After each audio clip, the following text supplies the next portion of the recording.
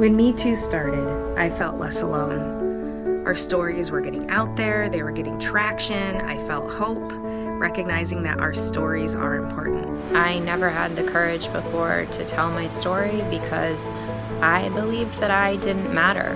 One of the biggest things that I learned through this entire process and the Me Too movement is that every survivor has their own truth, their own story.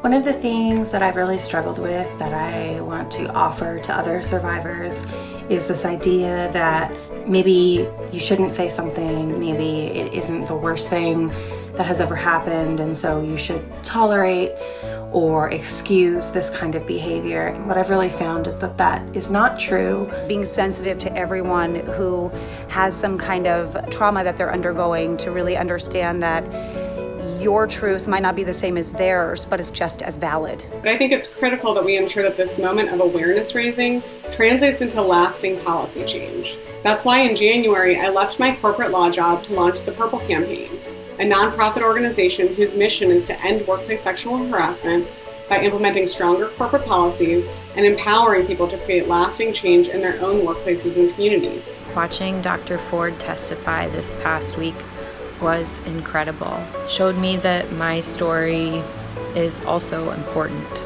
and so is yours.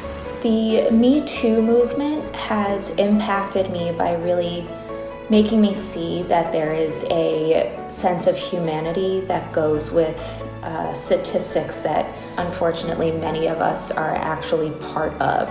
My thought is we're only as sick as our secrets, and if we're going to really experience healing, we need to be able to name what happened to us and to see it as it was. And that's the first step towards healing, and that's how we know we're actually getting better.